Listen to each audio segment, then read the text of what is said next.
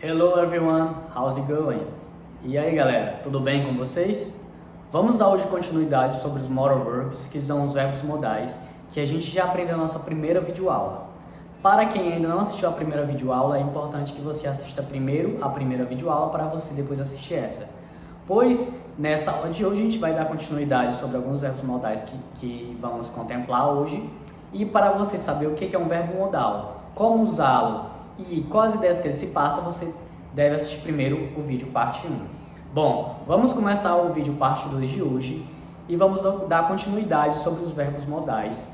A gente vai apresentar os demais hoje, lembrando que a gente vai também comparar algumas frases com verbos modais que para nós poderiam ter o mesmo significado, mas que passam ideias diferentes, para a gente sentir aquele contraste, tá? De um em detrimento do outro. Bom, vamos começar. E o primeiro verbo modal que aparece na tela de vocês agora, em continuidade, lembrando que na última aula, o último verbo na última aula que a gente aprendeu foi o verbo can, que o seu passado é could, e hoje a gente vai para o verbo should. Bom, galera, o verbo should, como vocês sabem, é um verbo modal, né? Então, usamos should para falar de coisas possíveis ou prováveis, mas principalmente para dar conselhos ou fazer sugestões. Exemplos. Temos um exemplo aí que aparece na tela. You should not eat so much sugar. Você não deveria comer tanto açúcar. Bom, percebam que nessa frase, should é usado aí para dar essa ideia, né, de um conselho. Vamos dizer que você não é proibido de comer açúcar, que não é o caso do must, né? Que como a gente aprendeu no vídeo passado, must é uma obrigação, é algo que você não tem opção, você tem que cumprir.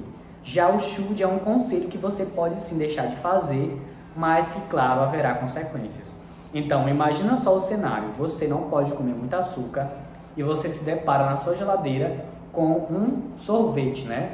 E aí, você fica doido para comer sorvete.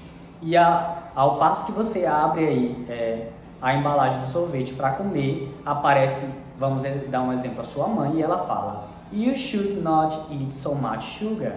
Você não deveria comer muito açúcar. Bom, então aí deveria ser esse exemplo aí da sua mãe, que possivelmente você pode sim ou não aceitar, mas claro que vai ter consequências se você dizer que vai comer. Próxima. What should I make for dinner tonight? O que eu deveria fazer para o jantar à noite? Imagine um cenário que você convidou alguns amigos para jantar na sua casa e você não sabe o que eles gostam de comer. E aí você pergunta: What should I make for dinner tonight? O que eu deveria fazer para o jantar hoje? E aí você pede a opinião deles, como um conselho deles, né? O que você acha que você teria de bom para que eu pudesse preparar para você comer. Então aí seria should usado para receber um conselho dessa pessoa. Próximo. The doctor should be here any minute. O médico deverá estar aqui a qualquer minuto. Bom, esse should aí deu a ideia que esse médico tem aí, né, como uma suposição, está nesse lugar, mas que possivelmente é uma sugestão também, né, que esse médico deverá sim estar ali. Ou seja, se eu usasse o verbo may, que a gente aprendeu na primeira aula, may dá uma ideia improvável, ou seja, é uma possibilidade remota, talvez ele venha, talvez ele não venha. Agora should já dá uma ideia que ele deve, por obrigação, estar chegando a qualquer minuto, tá, galera? Bom, temos mais exemplos aí. What should I do if the baby gets a fever? O que eu devo fazer se o bebê ficar com febre? Imagina aí se você tem um irmão mais novo ou você quer saber o que os bebês devem fazer quando ficam com febre. Aí você vai lá no YouTube e escreve isso bem daí. Bom, você quer conselho sempre para tudo, né? Então, quando você quer um conselho, você quer receber um conselho, possivelmente você vai botar should para pedir esse conselho, tá, galera? Outro exemplo. If you start feeling dizzy, you should lie down right away. Se você começar a se sentir tonto, você deve se deitar logo depois. Bom, percebo que aí é um exemplo, né? Um exemplo de um conselho que, se você está sentindo isso, você deverá fazer aquilo. Próxima. If you want to improve your English, you should study every day. Se você quiser melhorar seu inglês, você deve estudar todo dia. Então aí, vamos ver que se você quer um conselho sobre aprender o seu mais vocabulário, aprender a aquisição de tempos verbais, você deverá estudar todo dia para se aperfeiçoar. Bom, vamos agora para would. Galera, would, utilizamos o would para falar em probabilidades, hipóteses ou pedidos um pouco mais formais. Bom, o would também é usado para outras coisas que eu vou já ensinar para vocês. Bom, o would vai colocar o verbo no pretérito imperfeito, tá? Em português, mas a gente não vai focar dessa forma aí, senão a gente vai aprender de uma forma, vamos dizer assim, um pouco mais trabalhosa. Em poucas palavras, o would vai colocar o verbo naquele tempo verbal que a gente conhece como poderia, jogaria, dançaria. Por exemplo, se eu falasse, você gostaria, eu ia falar would like. Se eu falasse dançaria, would dance. Comeria, would eat. Usaria, would use. Brincaria, would play. E por aí vai. Então, o would vai colocar o tempo verbal nesse sentido aí, tá? Temos um exemplo aí. Ó, would you like to go out tonight? Você gosta de sair hoje à noite? Então, percebam que would deu aí a ideia de colocar o verbo para gostaria, né? Então, é uma probabilidade, né? Uma hipótese.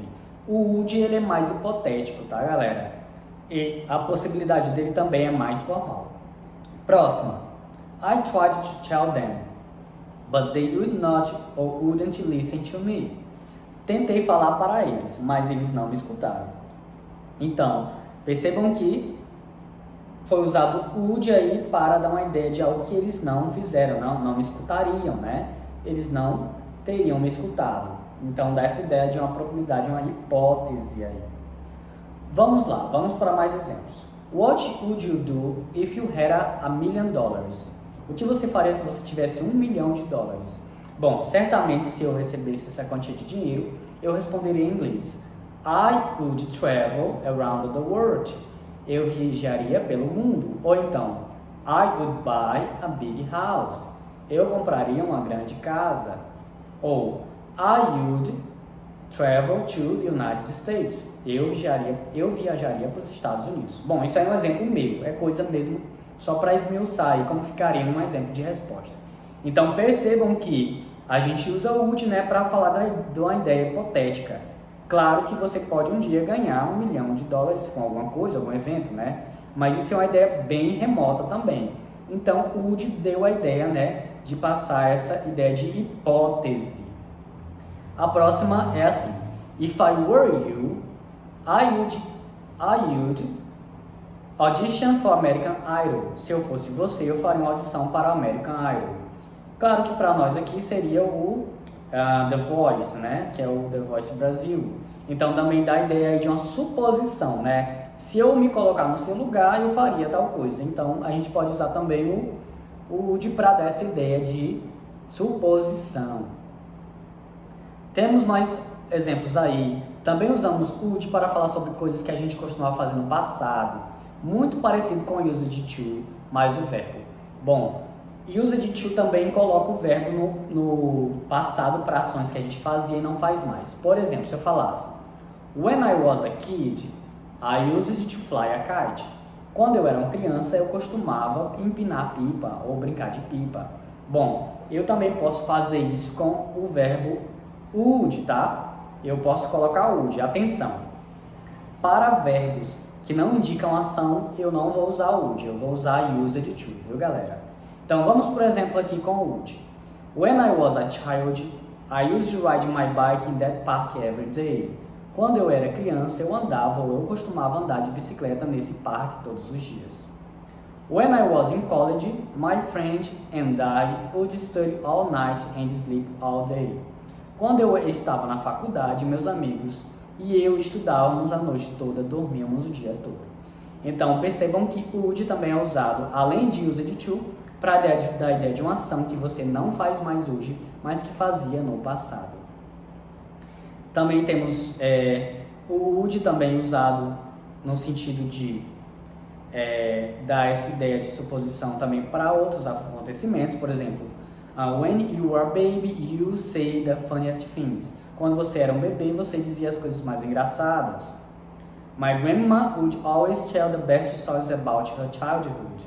Minha avó sempre contava as melhores histórias sobre a infância dela. Então, tudo isso dando a ideia de algo que não acontece mais hoje, mas que aconteceu no passado. Bom, como vocês podem observar, né, o would também tem esses usos aí. Agora, vamos comparar algumas frases aí que vocês podem observar que, mesmo que a tradução seja igual, por exemplo, may e can significam poder, mas tem ideias diferentes. Vamos comparar. Temos aí a primeira. You may eat vegetables. Você pode comer vegetais. Bom, essa ideia aí tem a ideia de tem permissão, ou seja, a pessoa pediu a permissão para comer vegetais. Ela falou, may I eat vegetables? A outra respondeu, you may eat vegetables. Você pode comer vegetais. Então, deu a ideia de permissão. Temos a próxima aí. You might or you may eat vegetables. Você pode comer vegetais. Talvez, é possível que isso aconteça, né? Então, aí might dando essa ideia de uma possibilidade menor.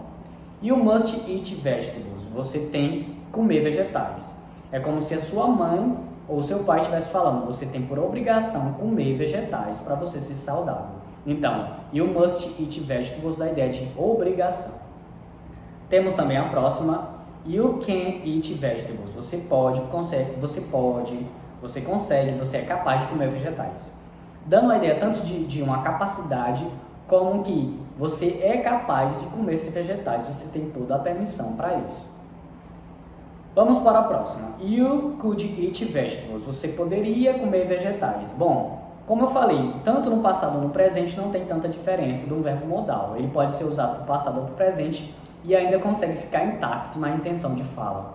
Temos a próxima aí. You should eat vegetables. Você deveria comer vegetais, dando a ideia de conselho. Próxima. You would eat vegetables if you were smart. Você comeria vegetais se você fosse inteligente. Would aí dando a ideia de condição. Se você for inteligente, você vai comer vegetais, porque você sabe que é bom para você. Então, would passou essa ideia. E a próxima, you would eat vegetables all the time when you were a child. Você comia vegetais no passado, o tempo todo quando você era criança, visto que no presente essa pessoa não faz mais isso. Então, gente, essa daí a gente usou, né? A mesma frase que é eat vegetables, ou seja, comer vegetais, para todos os verbos modais que a gente viu hoje, tá? Só para a gente entender como cada verbo modal vai estar aí dando uma diferença, uma ideia diferente para a sua frase. Mesmo que a mesma ideia seja comer vegetais, cada um desses verbos modais moldaram a minha frase para um sentido diferente. Logo, você concluiu que cada verbo modal tem sim, né, a sua usabilidade, a sua intenção de fala vai mudar o que eu quero transmitir para a pessoa, tá? Bom, então essa foi a nossa aula de hoje, para não tornar o assunto tão longo assim e que vocês possam fixar esse conteúdo com qualidade. Espero que vocês tenham aprendido sobre o uso dos verbos modais e lembrem-se que os verbos modais nunca podem ser usados com um verbo que vem após dele com a partícula to, ou seja, os verbos modais sempre vai vir um verbo após um verbo modal no base form. O que é um verbo no base form? Bom, um verbo no base form é um verbo que não tem a partícula to. Por exemplo, se eu falar to dance, to é a partícula. Eu vou remover esse to e vou botar só o dance. Esse dance é base form, ou seja, é só o verbo. Então, toda vez que você usar um verbo modal, não vai ter o to depois, vai ter o verbo diretamente. Por exemplo, would dance, may dance, can dance, should dance e por aí vai, com todos os verbos. Isso é uma regra geral. Nunca, jamais deve usar a partícula to após um verbo modal, quando você vai usar outro verbo que se segue após um verbo modal. Bom, galera, espero que vocês tenham gostado desse assunto, que vocês estejam aprendendo bem ele na atividade que eu vou passar, que vocês possam aí estar produzindo significado para as frases de vocês, de acordo com a realidade de vocês do dia a dia. Bom, galera, por hoje é só. Tenham um bom dia e que vocês possam estar produzindo uma coisa de qualidade.